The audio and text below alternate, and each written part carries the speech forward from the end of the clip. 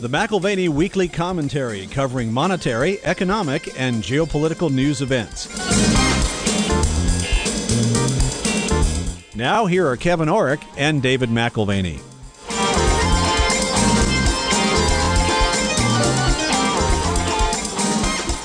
Welcome to the McIlvaney Weekly Commentary. I'm Kevin Orrick along with David McIlvaney. Well, as many of you know, we recently were giving presentations in the Bahamas and in South Florida, and the suggestion by many of our listeners has been to provide some of the slides from those presentations online for their review. What we decided to do today is to actually give that presentation and for you to know what you missed when we were in the Bahamas discussing the gold market in particular, and sort of our 3-year gold outlook, what we expect to see happen in the gold and silver market over the next several years. So we're going to go over the supply and demand fundamentals, and I'm just going to go kind of orderly through the slides that were presented there in the Bahamas. And we've provided those slides to you. If you want to follow through those slides as we go this morning, feel free.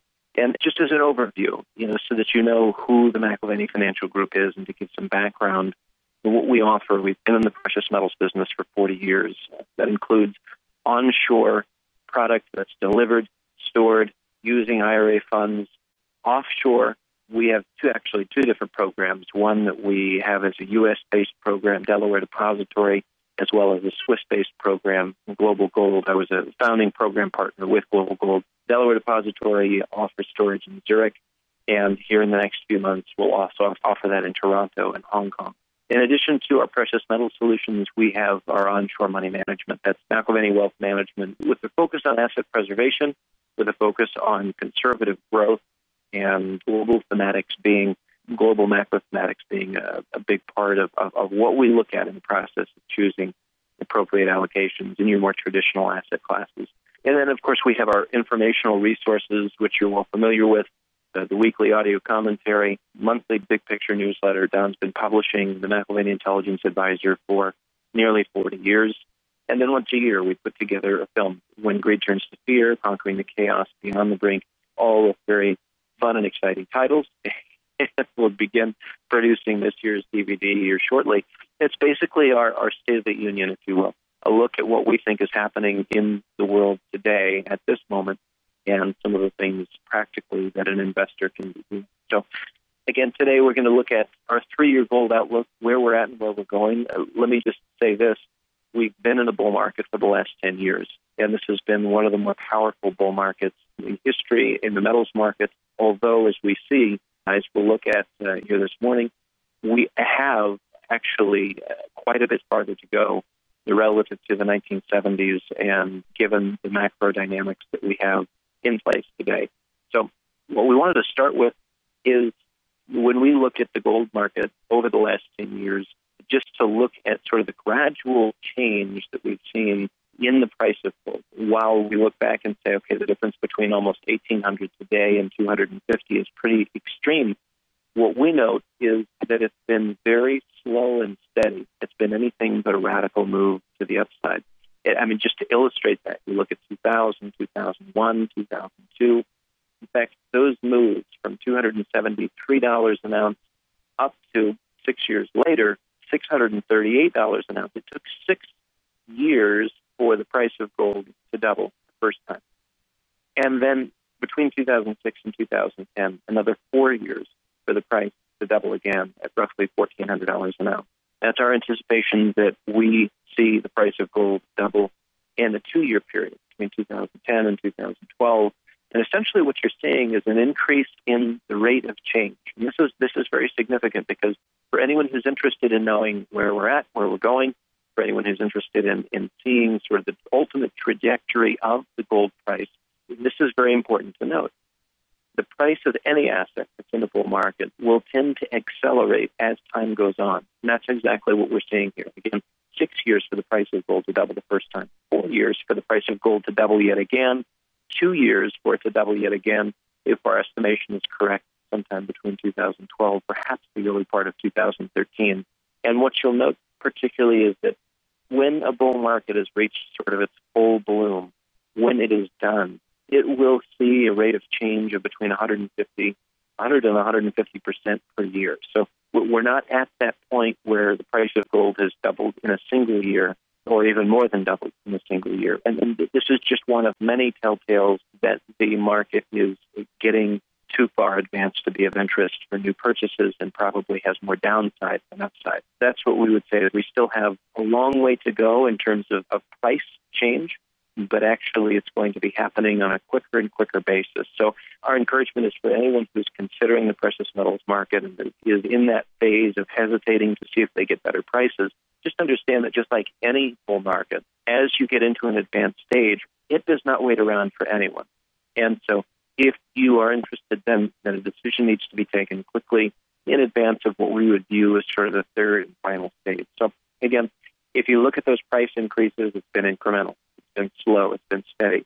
But gradually, it is speeding up. Now, if you look at the actual chart of gold, that is a very impressive picture of an incredibly powerful bull market. And you can see sort of a steady 2 steps forward, 1 step back, beginning in 2000, 2001, with a very low price of under $300 an ounce, and exceeding the 1920 level here recently.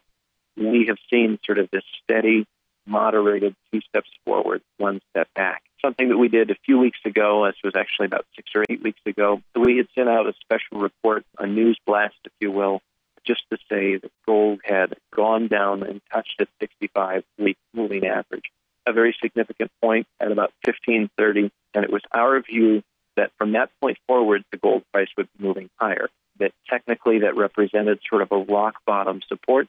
Lo and behold, the day we sent it out, 1530 marked its low, and it's moved up $200, $250 since then. So the critical thing about noting this gold market is, again, if there is an opportunity on a pullback to add, it needs to be done decisively. It needs to be done quickly because it simply doesn't wait around. So again, you look at the picture and you say, well, that's in a very advanced bull market. You look at how far it's gone, how fast it's gone.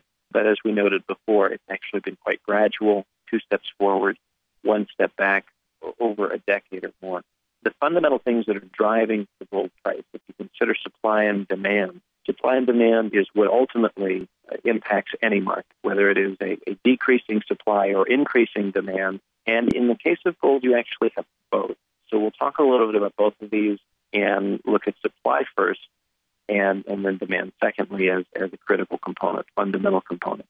When you look at supply in the gold market, one of the things that you have to note is that it's been in decline several percentage points per year for the last decade. And it's just here this year, 2012, where there is an expected increase in supply coming from new mining projects, which have taken 7 to 10 years to bring on stream. And it's expected that this new little upcycle in supply will have been accomplished, if you will, by 2014. So we're not talking about huge projects that have come online, but there is an increase of several hundred tons per year that are going to be coming to the market on the basis of new mine supply. The two major components, as you just mentioned, one is new mine supply, the other is recycled gold. And of course, anyone who's driven around the United States has seen this phenomenon.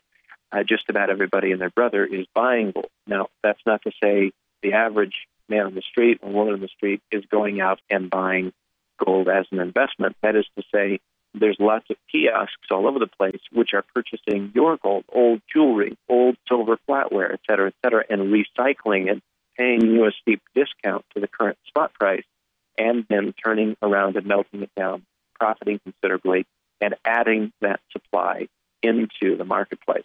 So those two components are very critical, new mine supply as well as recycled product. Now, the recycled product has taken on a larger and larger role over the last several years, but does tend to come in waves. It comes in waves at significant price levels. So when we got to the old highs of $850, $875, we saw a mad rush of people going into their safety deposit boxes, into their jewelry boxes, looking for the out-of-date jewelry and taking it down the street and melting it down for what they considered to be top dollar at the time. Now, in retrospect, the price has gone even higher, but we've seen that same sort of liquidation cycle at critical price points. So $850, $875 was the first, simply because it was the old high. Then we had $1,000, and that was more or less because it was a round number and people were impressed with it. They had never seen it before. Then at 1,500, another mad rush of people selling gold on that basis. And I'm sure we'll see another increase at around 2,000 an ounce. But one of the things that we're noticing is that there is a declining trend there. Well, it ramped up for 10 years.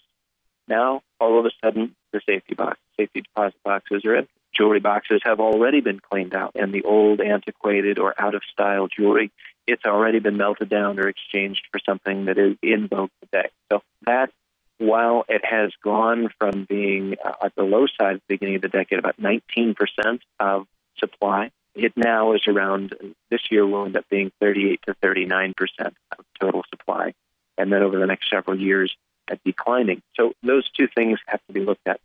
In total, you're talking about roughly 4,000 tons of new gold that is brought to market every year. These two components are the contributors to that 4,000 tons that's available every year.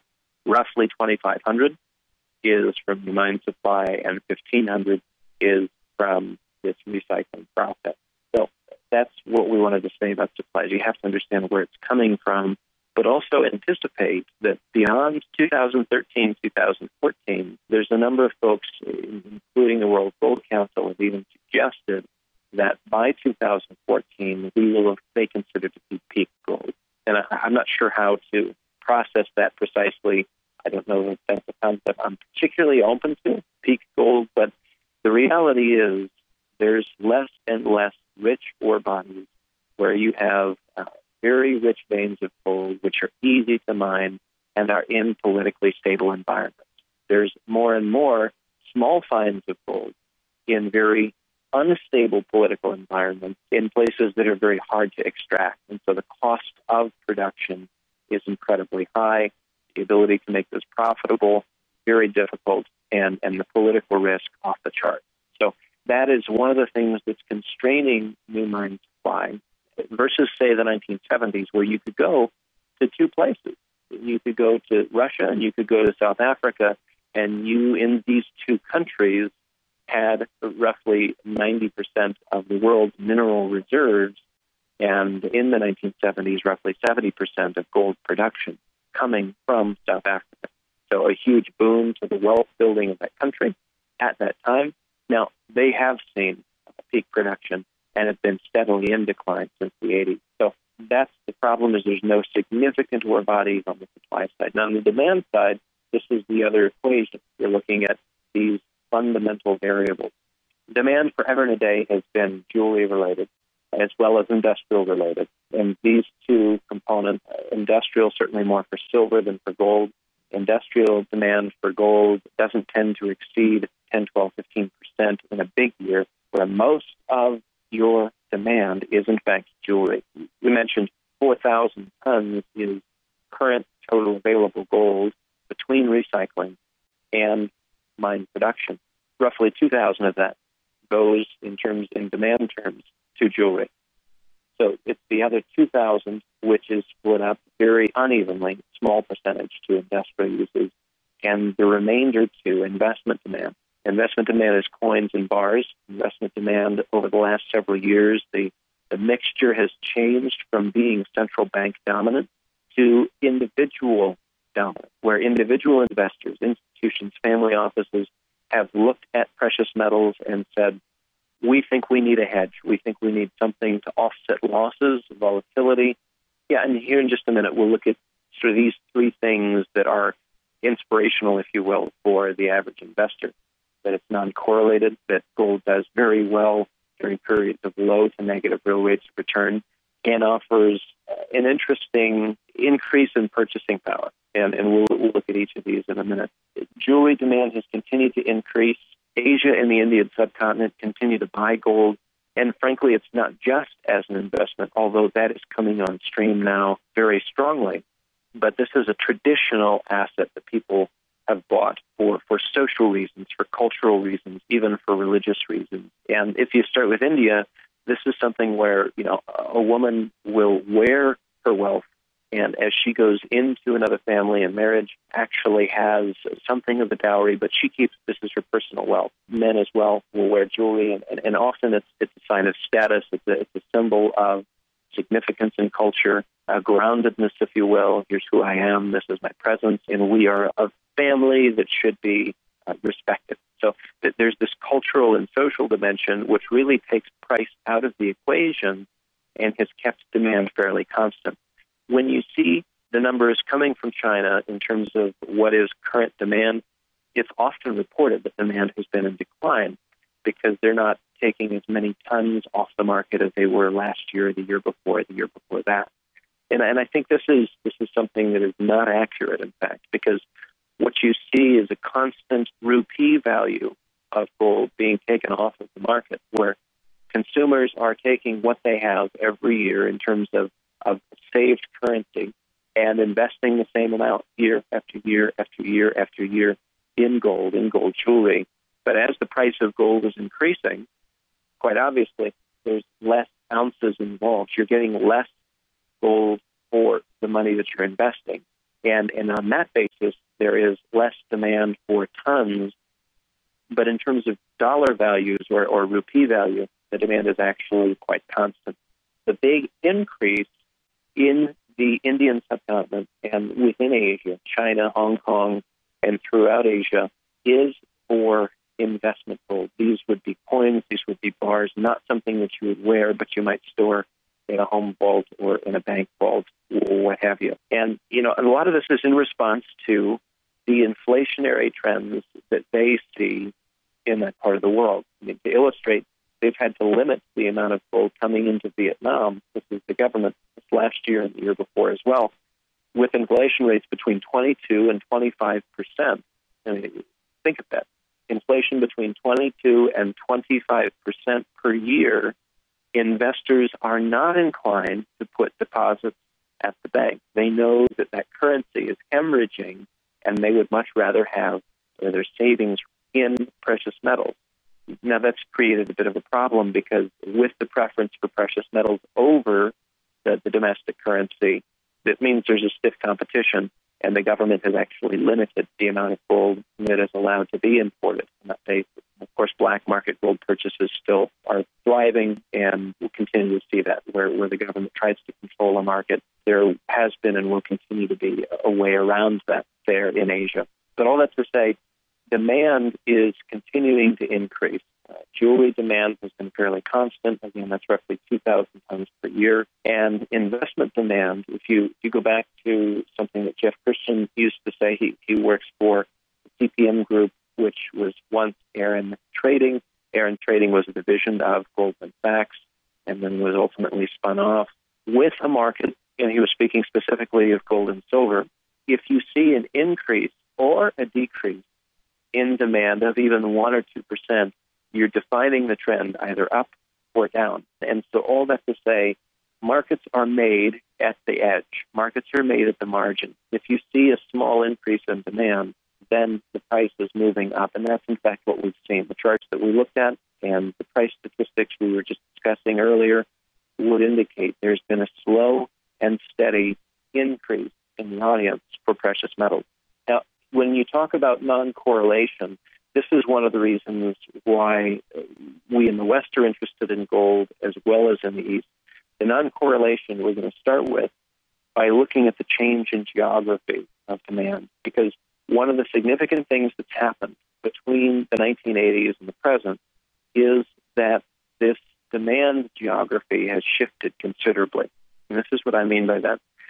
Western Europe and the United States once dominated the gold market and consumed roughly 70% of all available gold. Now, that was at the peak in 1980. Today, we consume less than 30% between Europe and America, with now nearly 60% being consumed by Asia and the Indian subcontinent. And again, as we were mentioning earlier, the reasons aren't just investment. In fact, 2,000 tons a year, jewelry purchases, this is again status, this is again family significance, this is again religious holidays, national holidays, reasons that people celebrate and buy on a consistent annual basis regardless of price. The change in geography is very significant because in the West, we tend to view gold as an inflation hedge. We tend to view it as a volatility hedge. We tend to view it as it relates to other asset classes. And in fact, in the East, what we're seeing happen is as demand increases there and decreases, relatively speaking, in the West, it becomes an even more non-correlated asset. In other words, it's moving for other reasons and is not moving in lockstep with the stock market. Looking at U.S. equities in particular, at its worst, correlation for 2011 was 86%. In other words, it doesn't matter if you're a brilliant stock picker. Everything was either moving up or down in lockstep. Now, at its worst, gold was correlated to the equity markets about 15% last year, with many years of being even lower in terms of its correlation. And a part of that non-correlation is now being driven by a change in the demand geography, if you will. So it offers something that is moving outside of your financial markets. Yes, for a day, a week, a month, you can see gold move in lockstep with equity markets as perhaps people are moving to liquidity or just everything is moving with one trend. But again, if you look at the chart that we showed on gold in particular, silver as well, what you see is a very divergent trend over the last decade and something that is truly non-correlated over the intermediate and long term, where, again, you have assets which have appreciated 400 to 600%. Contrast that with the S&P 500 and the Dow, which are essentially flat for the decade. Now, the second point, after non-correlation, is dealing with negative real interest rates. What do we mean by that? A positive interest rate, real interest rate, and I emphasize the word real, is what you keep after you've paid taxes and after you've accounted for inflation, positive being above the zero threshold. Negative real rates, if you are in a flat interest rate environment, and that we certainly are, given the FOMC's current zero interest rate policy, or if you're in a period in time where your assets are not appreciating that aggressively, say equities over the last 10 years, what you tend to find is you still pay taxes on whatever gains you have, as meager as they may have been, even if it's just dividend income.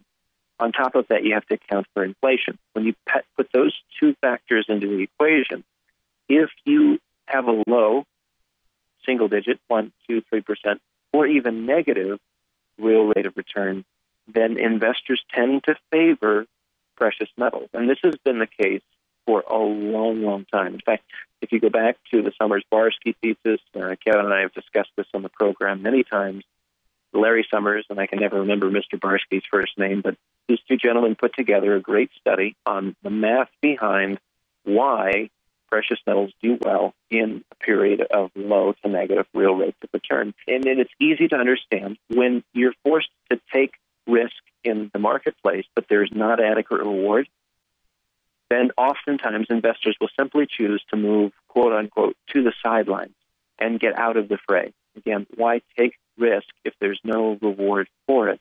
And so that low to negative real rate of return environment is critical. And until we reemerge into a strong growth cycle, a business cycle that is supportive to growing company profits, et cetera, and that being a rewarding proposition for shareholders, you'll continue to see people say, well, I guess I should be on the sidelines with at least a few of my dollars for the time being. And of course, that becomes even more true as people are concerned about systemic risk. We don't have to look very far to see today why people are concerned with systemic risk. The last point we'll make is on purchasing power, because this, in terms of the demand side of the precious metals market, is very critical. What we've seen happen over the last 10 years is radical expansion of purchasing power for the gold owner. We're going to redefine terms here a little bit. Everyone likes to look at the current environment that we're in as an inflationary environment, given the activities of the world's central banks expanding that the monetary basis hither and yon. In fact, our next chart shows that the Federal Reserve has in fact done that on a radical basis. Starting in about 2008, we've absolutely exploded to the numbers we've never seen before, our balance sheet. So we're coming up on $3 trillion for the Federal Reserve balance sheet, St. Louis adjusted monetary balance sheet. We're not alone in that. The ECB has actually expanded their balance sheet even more than ours at close to $3.5 trillion. And, of course, the Bank of Japan, the Bank of England, and a whole host of other central banks are doing the same thing in an attempt to liquefy the system. Now, all that to say, we like to think of this as being an inflationary environment, but let's look at this slightly differently for the time being. Let's define inflation and deflation, and then look at gold briefly in a slightly different light. If you define inflation as your money purchasing less and less as time goes on, and deflation as your money purchasing more and more goods and services as time goes on, then the real question is, what is your money? Is your money yen? Is your money euros? Is your money greenbacks, U.S. Treasury bills? Is your money gold and silver? And for many people who have redenominated a part of their savings in precious metals, actually what you found is one of the great deflations. Going back to those two definitions, and I say deflations because your money in gold and silver terms is buying more and more goods and services as time goes on. That's another way of looking at it, because you could say gold and silver are in a bull market, they're growing. The other way of saying it is that we're in the context of one of the great deflations. The problem that most people have is having a faulty reference. They still place more confidence in the currency as a reference than they should. And I'm specifically talking about yen, euros, greenbacks, etc. So when people look at those currencies, they assume that it has some sort of a fixed value, and they can measure a gallon of milk, a gallon of gas, an ounce of gold against this defined and fixed measure, when in fact, since 1971, no currency has been fixed to anything. They've all been floating relative to each other. And that's why this concept of purchasing power is so critical, because when you begin to price assets in something that is a constant, again, not constant in terms of value, but just relatively scarce, hard to come by, in contrast with fiat currency, which can be created infinitely with the stroke of a pen or the stroke of a key on a keyboard. What you see is an increase in purchasing power of real goods. Just a reminder, you're listening to the McIlvaney Weekly Commentary at McIlvaney.com, McAlvany.com. We've often looked at the Dow-to-gold ratio, and we will in just a minute. But before we do, one of the charts that I've also included here is this chart of excess reserves of depository institutions. And it's important to look at this because we're going back to the 1960s, and certainly before that, we haven't seen banks as concerned about lending to each other or lending into the economy for small business loans, et cetera, as we have in the last several years. And this is not lightening up in the least. You say to yourself that banks make money by putting money into the system. Banks make money by loaning to other people and then collecting interest on that. When, in fact, we see banks now taking the liquidity that the Fed has provided for them, which is intended to be a stimulant to the economy. They've taken that money, and instead of loaning it out to the tune of $1.6 trillion, they've put it right back on deposit with the Fed. Now, this tells us two things. One, they're petrified of the economy and petrified of the current state of affairs. And two, they're gradually rebuilding their own balance sheets and strengthening themselves in a period of low interest rates. This is what they did in China during the 1990s in their banking crisis. They lowered rates to the point where the saver and the funds which should have been directed to the saver in terms of compensation for their deposits was, in fact, retained by the bank, and the banks were gradually allowed to rebuild their balance sheet. That is what is happening today. The Federal Reserve System and their zero interest rate policy favors banks and the gradual reconstruction of strength, if you will, within the banking community. Now, the third and final note on that chart of excess reserves of depository institutions is that if you imagine the Hoover Dam and the vast quantities of liquidity or water standing behind the Hoover Dam, that is represented by the excess reserves of depository institutions.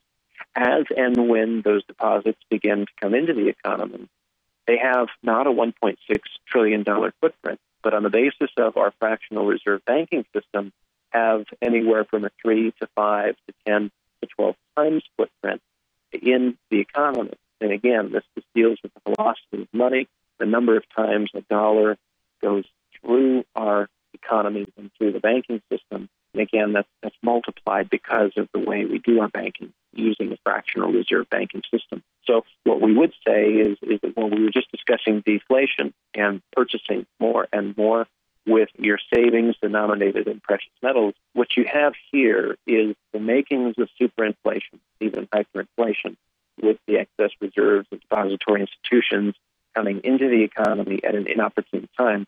The irony would be this: as and when those deposits come into the economy, they have the first impact of creating the impression that we're returning to normal. The economy is growing again. And then you really feel the weight of all the excess money that's been created. So a little is good, a lot is not better when it comes to inflation.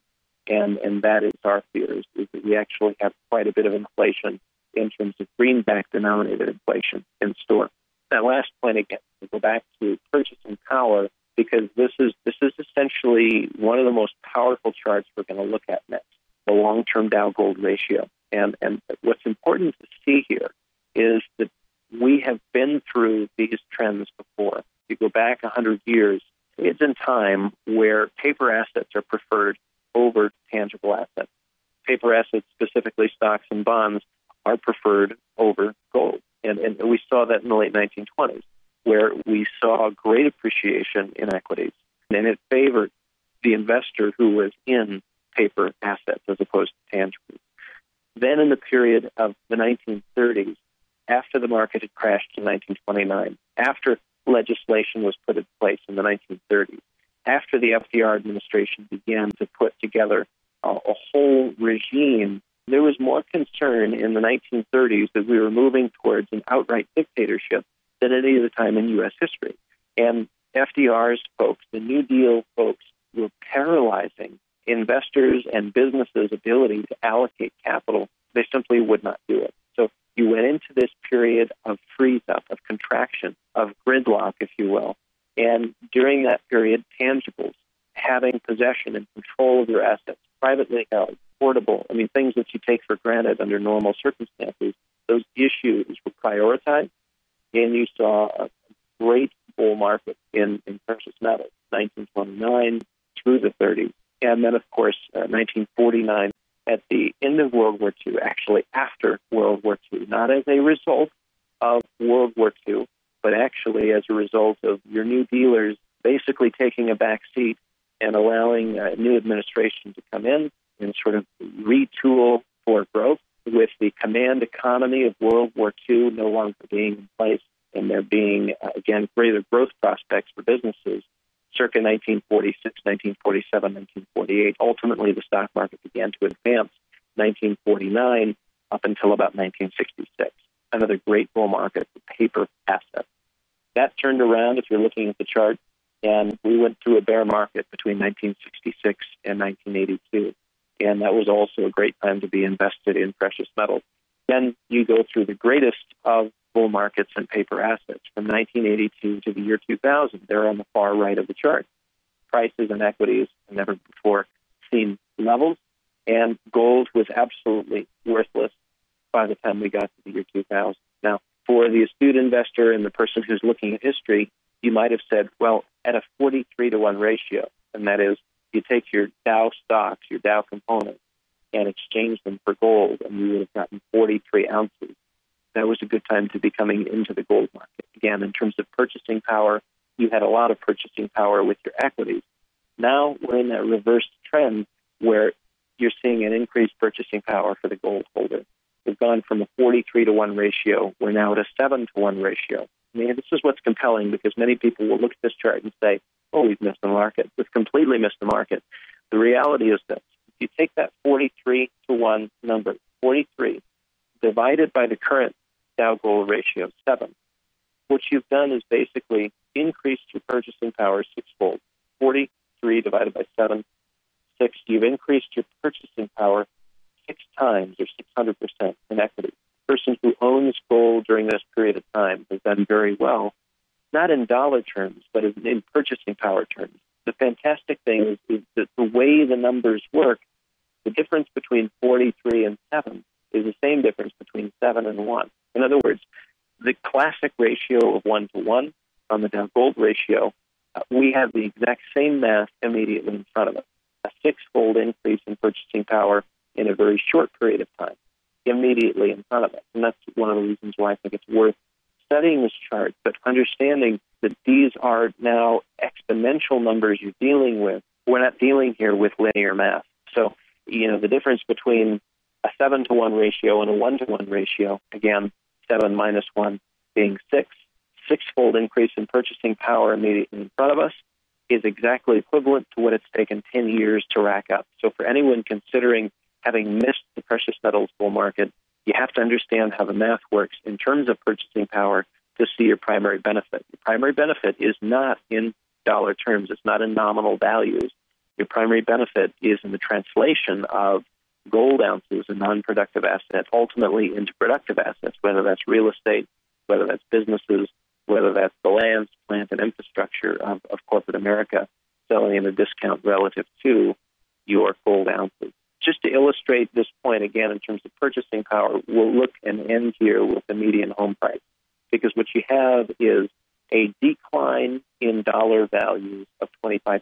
If you look at the median home price, dollar versus gold terms, there in the right-hand corner, you can see the decline in dollar value from $219,000 to $164,000. That's the equivalent of a 25% decline. That same decline in gold terms, again, go back 5 years, would have cost you 461 ounces to buy the average single-family home. This is a median existing family home in the U.S. Now it costs you 99. That's essentially saying that it's a 78% decline in gold terms versus a 25% decline in dollar terms. Another way of looking at that, if you go to the next chart, and this is maybe the positive side of this, is that your increase in purchasing power, having savings denominated in gold, would have cost you 461 ounces to buy one house. Now for the same ounces, you can buy 4.5 houses. The next stop for us is, circa 2014, 2015, when your 461 ounces, instead of buying you one house, and today buying you 4.5, buy you closer to 10 houses. So a tenfold increase in purchasing power of the average single-family home. You see the same pattern, and that's what we were just talking about in equities or in businesses and what have you. So these things, going back to the supply and demand dimensions in the precious metals market, non-correlation is absolutely critical. We've seen a change in geography, and we've also seen a favoring of precious metals during periods of low to negative real rates of return. Low to negative real rates of return are periods of time where people want to just be on the sidelines and don't want to be fully invested in the equities market. So, and then last and not least is the purchasing power, the inspiration for people to own gold because it preserves and during these periods increases purchasing power. That's why we're seeing investors come into the metals market in droves. We'll end with our chart, which is, again, our perspective triangle, something that Kevin and I talked about with great frequency. It's what anchors our decisions. It's a simple asset allocation model, which says there's at least three, and these are the three most important in our opinion, ways of defining the mandates or the jobs, the roles that you give your assets. Number one, growth and income. That's your traditional stock, bond, mutual fund, annuity allocations. Number two, your liquidity mandate, which is cash, bank accounts, treasury bills, CDs, money markets, etc. At last, and again, not least, certainly not least, is insurance, where we define precious metals, gold, silver, platinum, palladium, as more or less an insurance product. Obviously not in the traditional sense of annuities or whole life or things of that nature, but is something that is an offset, a hedge for those periods of low to negative real rates of return, et cetera, et cetera. So having a balance in your portfolio of these different mandates, even having a third in each of these categories, has the benefit of giving you an ingrained discipline. Precious metals have been growing now for 10 years. As you move through a cycle of growth in one particular mandate versus another, you begin to reallocate, you begin to reapportion from that growth and put it into the other parts of the investment triangle. So precious metals have done very well over the last 10 years. We anticipate that they will continue to over the next 2 to 3 years. And our invitation to all of our clients is to engage with us deeply in conversation about what a reduction strategy looks like. not an exit strategy from the metals, but a reduction strategy. As and when we get to peak valuations, what does this mean for our investors? It means that we should be looking at maximizing the purchasing power of your quote-unquote gold-denominated savings and reapportion them into other asset classes, more appropriate in terms of their growth profile. I've included our performance charts on our wealth management side, and this is like 12, 13, 14% per year since inception. I'll just say this.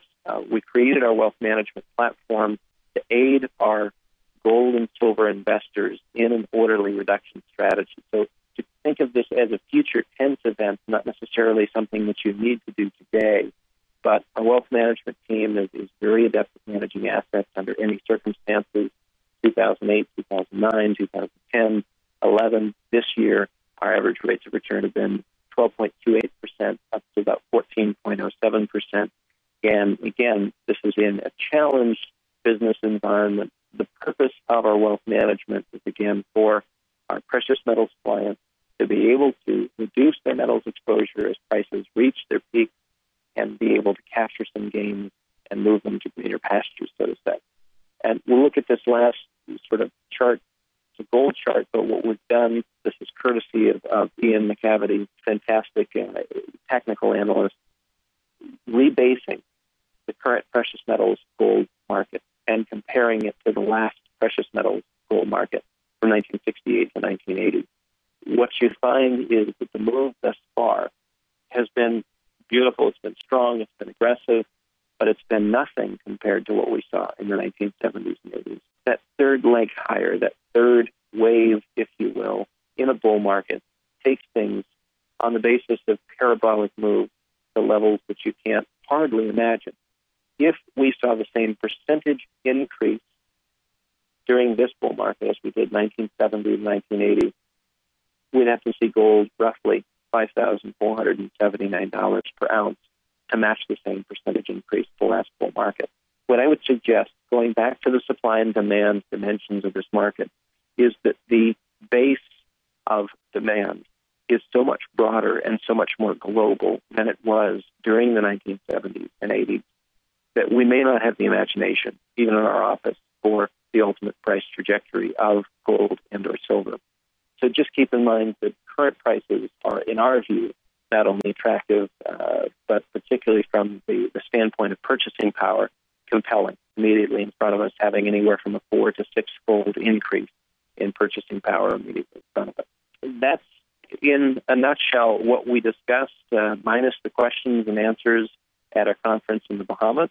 We talked about gold, we talked about its purchasing power, we talked about its non-correlation, we talked about negative real rates, and we talked about some of the fundamentals of new gold coming into the market, as well as the increase in the demand equation, and why for the next several years, 2 to 3, we're very, very bullish on the metals. If this is something that you need to engage with proactively or strategically with one of our advisors, we have a whole team of folks that have been doing this for over 25 years on average, an exceptionally talented group of men and women who are very committed to what they do and do it with the utmost of professionalism. So if you feel like you need guidance, if you want to review Perspective Triangle and how your assets currently fit into that, if you want to anticipate an orderly reduction strategy as we come into the third and most aggressive phase in the bull market in precious metals, I encourage you to call our office, 800-525-9556. Speak with one of our advisors and get a strategy in place that supports this orderly reduction in order to maximize purchasing power in the years ahead. So, again, this was the gist of the presentation we gave in the Bahamas. I hope this has been helpful for you with some visual references. Feel free to scroll back through the charts that we provided for you. And we'll look forward to discussing these things and other issues with you in the days and weeks and months ahead. Well, you've been listening to the McIlvaney Weekly Commentary. I'm Kevin Orrick along with David McIlvaney. You can find us at McIlvaney.com. That's McAlvany.com. Or give us a call at 800-525-9556. This has been the McIlvaney Weekly Commentary. The views expressed should not be considered to be a solicitation or a recommendation for your investment portfolio. You should consult a professional financial advisor to assess your suitability for risk and investment. Join us again next week for a new edition of the McIlvaney Weekly Commentary.